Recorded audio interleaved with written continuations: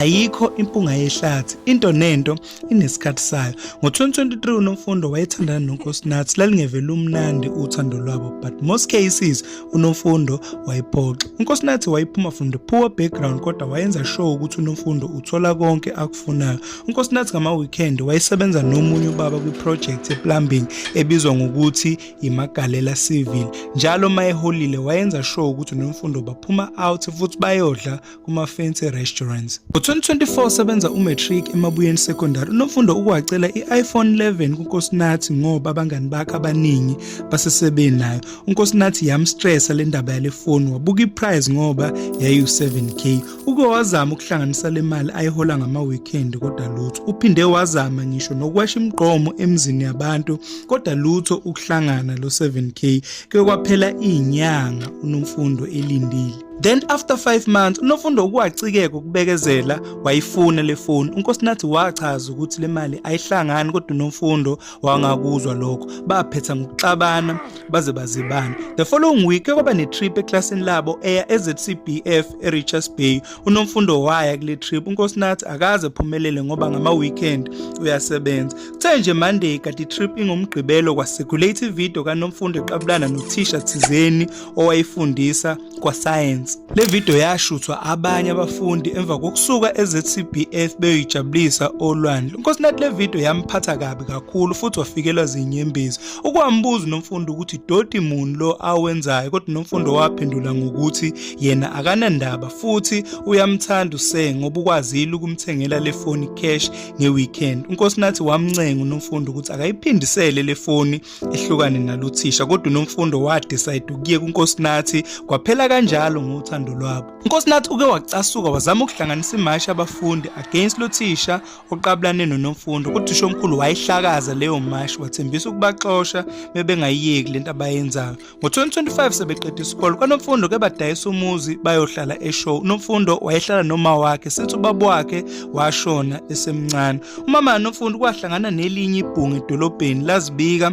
bagcine sebethandana. Naleli bhungu baqala ngokuhlangana ngaphandle lagcine selivakasha. Lo baba waphenduka i-stepfather saNomfundo futhi wayeyisiqhumama esiyi-tenderpreneur kwa-government eneyimoto ezinhle. NgoFebruary 2025 uNomfundo uke wezwa izimpawu ezingezinhle ngomzimba wakhe, ekhathala futhi elala ngokweqile emini. Uke waya ekliniki wafind out ukuthi upregnant. Leyo nto yamthusa kakhulu, ethusa ukuthi uzomtshela kanjani uma wakhe ukuthi umithisa othisha ngoba baqala ukulala nalothisha sebhala ama-final exam okwenza 3 months pregnant. uNomfundo kwafunela lothisha emtshela ukuthi ukhulelwe kodwa bavele baxabana kwashunqa uthuli wathi lothisha akasikhiphi isisu. uNomfundo kwacabanga iplan ukuseduce istepfather sakhe kuze ezokhanda isitori sokuthi simraphile wakhulelwa. Ukwantshontsha inamba yocingo yalo baba kwi-cellphone kama wakhe wafonela lo baba for ama-meetup angaphandle. Baqalile behlangana ey'ndaweni zokubhukha nale stepfather sakhe bagcine sebethandana. uNomfundo ukwazizwa emthanda lo baba ngendlela ebemnakekela ngayo financially. uNomfundo kwa-enjoy uthando nangendlela lo baba ebemnakekela ngayo. Wawushintsha umqondo we-story se-rape. Ukwatshela lo baba ukuthi ukhulelwe ufisa ukuthi ebathathe bobabili noma wakhe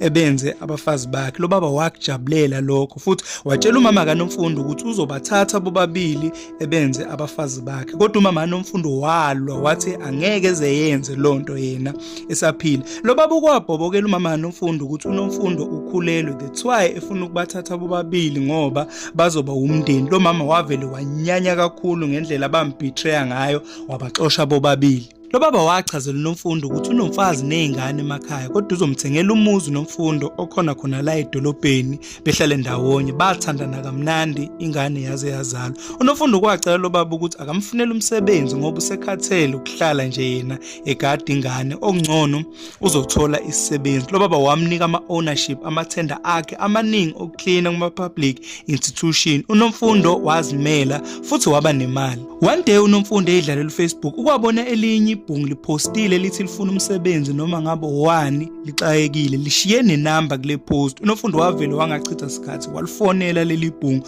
ukwamnika umsebenzi lomlisa ngaphansi kwethenda yakhe yokuclean. Nalo mlisa bavele bakhonzana kakhulu bagcine sebethandana. uNomfundo kwahlanya ngalensizwa kwaze kwaphela ngisho uthando lwalo baba. Baqala ngokubhukha nalomlisa waze wamala lo baba wathi akasamfuni, wamxosha lo baba ngoba sengasamthandi esethanda leli bhungu eliseng esemncane wagcina esehlala nalo kulo muzi. Lo baba wakhala njalo ngey'mali zakhe futhi emsongela uNomfundo. Lo baba wakhala ngayo yonke into aseyenzile uNomfundo, including amathenda kanye ney'bhonzo. uNomfundo nalo baba omdala bahlukana, but after some times leli bhunga elincane lavele lantshontsha u-300k kaNomfundo labaleka futhi aliphindanga latholakala. uNomfundo lonto yamphatha kabi kakhulu ukulahlekelwa yileli bhunga kanye nale mali ngoba lo mlisa wayemthanda. uNomfundo wakhala eyithulisa. Ukwahlangana nenqwaba abalisa abathi bayamthanda kodwa bonke akupheli ngisho inyanga bayamyeka. Kwala ngisho lamadoda ewancenga ngemali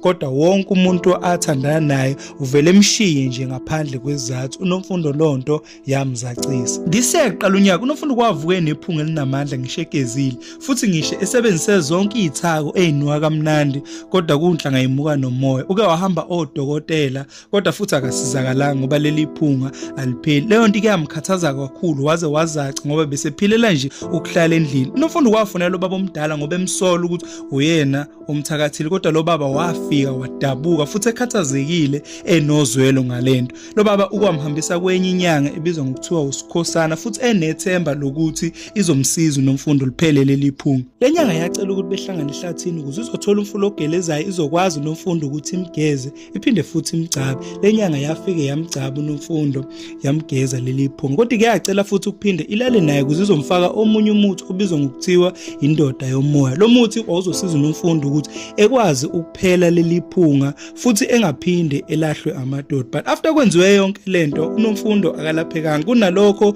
wavele waba nephupho elalwa yisilwane njalo ebusuku engazuthi sumkhofu. Lesilwane sasifika njalo nje mayifikele ubuthongo simlale futhi lonto yamkhathaza kakhulu wazaca. Leli phunga aliphelanga. Kunalokho lavele laba worse laphinda phindeka ngamandla. uNomfundo kwafunela lo baba embuza ukuthi kanti le nyanga iyenze njani ngoba yonke lento ayipheli futhi uselalwa yisilwane okuyinto entsha. Lo baba waphendula ngokuthi uNomfundo uyalayeka yena akenziwa njalo. Wavele wavala ucingo. uNomfundo kwaqhubeka emfonela lo baba ngisho eshintsha inamba eziningi kodwa lo baba mewezwa ukuthi ufonela uNomfundo vele elivala ucingo. uNomfundo ucela usizo sehambe zonke izinyanga echitha izimali zakhe kodwa lutho ukusizakala. Namathenda akhe seyaqala seyashabalala konke sekuyambhedela njengoba nje abantu abangama stakeholders bengavumi ukubamba ama meeting naye.